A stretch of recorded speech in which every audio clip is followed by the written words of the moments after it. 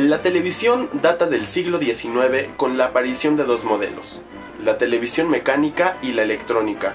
Aunque fue la mecánica la primera en comenzar sus emisiones, la electrónica se impuso al poco tiempo, debido fundamentalmente a su superioridad técnica. Ambas desarrolladas de forma paralela en un periodo caracterizado por la lucha entre distintas compañías e inventores por la adopción de un único sistema. La televisión mecánica tuvo como principal mentor al escocés John Braid, quien una vez creada la primera compañía de televisión del mundo, Television Limit, en 1924, obtuvo 2 años después una licencia experimental y tiempo después, el 10 de septiembre de 1929, Braid, en colaboración con la BBC de Londres, comenzó las emisiones de prueba. Por su parte, la televisión electrónica fue creada por el científico ruso-norteamericano Vladimir Zworykin, que trabajaba en la estadounidense RCA hacia finales de los años 20. Así, en 1931, la RCA colocó una antena emisora en la terraza del Empire State Building, el edificio más alto de Nueva York, y comenzó con sus emisiones de prueba. Al otro lado del Atlántico, la inglesa EMI se lanzó a trabajar en la televisión electrónica. Los ingenieros de EMI realizaron una demostración en la BBC sobre su sistema televisivo. Los especialistas no tuvieron dudas. La calidad de este sistema era superior. Las horas de la televisión mecánica estaban contadas. Aunque el desarrollo de la televisión quedó interrumpido por el estallido de la Primera Guerra Mundial, se retomó nada más acabar la contienda, permitiéndole ocupar su puesto entre los medios de comunicación más extendidos como la prensa o la radio, que ya tenían su propia historia en aquel momento. Durante este periodo, un grupo de investigadores en los países tecnológicamente más avanzados, Estados Unidos, Gran Bretaña, Francia y Alemania, buscan transmitir imágenes a distancia. Se trataba de captar imágenes utilizando una cámara, transmitir esas imágenes a través del aire y recibirlas en un aparato receptor a cierta distancia de donde originalmente se había captado, la televisión. Ante la existencia de estos dos modelos televisivos, el gobierno británico decidió nombrar una comisión investigadora para definir la posición del Estado en materia televisiva. En enero de 1935, dicha comisión optó por la televisión electrónica debido a la superioridad de calidad respecto al otro sistema, y el 2 de noviembre de 1936, la BBC comenzó sus transmisiones desde los estudios londinenses del Alexandra Palace. Superada la etapa de su nacimiento y consolidación, llega la época del color, y tras ella, la internacionalización del medio y sus contenidos, lo que impuso el lanzamiento de los primeros satélites de comunicación y otras tecnologías como la distribución por cable. Por otro lado, se tiene la necesidad aparentemente opuesta de contar con contenidos de carácter local. Con la televisión local se complementa la presencia de la televisión en todos los ámbitos de la socialización del individuo, desde lo global hasta lo local. Hacia mediados de la década de 1930, las transmisiones tienden a regularizarse y a crecer en las principales urbes: Londres, Berlín, París, Nueva York, entre otras. En Estados Unidos, las definiciones técnicas de la televisión variaban año con año, lo que suponía un grave problema para los fabricantes de receptores y la casi imposibilidad de ventas de aparatos. Sin embargo, el organismo regulador de la radio y televisión, la FCC, solo autorizó la televisión comercial en 1941.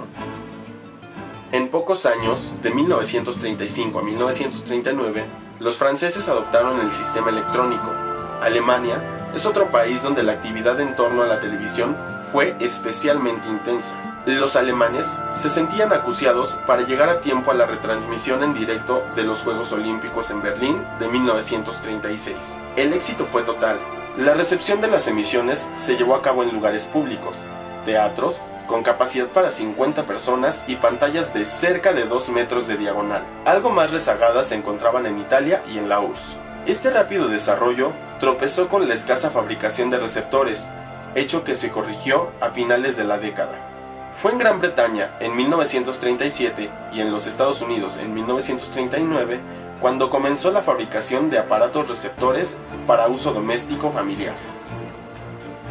Es así que gracias a los avances tecnológicos extranjeros llega la televisión a territorio mexicano, cuyo antecedente del modelo que impera actualmente en México se ubica en el siglo XX. Primeramente, con la aparición de la radio en el periodo del entonces presidente Álvaro Obregón, concluyendo en el periodo del presidente Plutarco Elías Calles, con la modernización del capitalismo en México postrevolucionario, proyecto en el que la burguesía tuvo importante influencia en la reconstrucción estructural económica para desarrollar el nuevo Estado, pues se requería de grandes inversiones para mantener vivo este medio, recursos de los que no disponía el Estado. Por tanto, buscó impulsar la participación de capitales privados, otorgando concesiones a particulares para la explotación de un sistema comercial.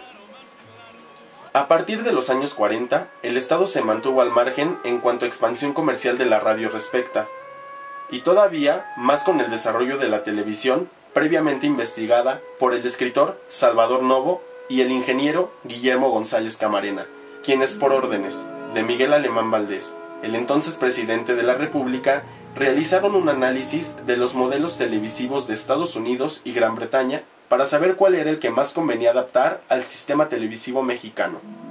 Mientras que por un lado, Novo encontraba más virtudes en el modelo público de la BBC, por otro, Camarena, quien en colaboración con empresas privadas hiciera promoción de novedosos ensayos de televisión en México, se interesó más por el modelo comercial de los Estados Unidos, esquema por el que al final se perfilara el gobierno de Alemán Valdés para desarrollar a la televisión como empresa privada en nuestro país. Es así como durante años, la industria privada de la televisión lideró hegemónicamente en el campo de los medios electrónicos con el apoyo firme del gobierno, que desde 1958 tuviera como rival a Canal 11 del Instituto Politécnico Nacional, pero que no representaba amenaza para esta, ya que aparte de ser una emisora de carácter cultural y educativo, carecía de recursos para tecnología que le permitieran tener buenas transmisiones, ya que su señal era difícil de captar en el Distrito Federal y alrededores.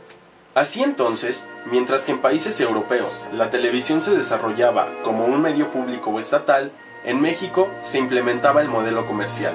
Es evidente que en México se privilegió el uso de la televisión para uso meramente comercial por encima de su uso social y de servicio público, pues esta industria ha crecido protegida por gobiernos que, ya sea por complicidad o falta de voluntad política, dejan el desarrollo y explotación comercial de este medio en manos de poderosos grupos económicos.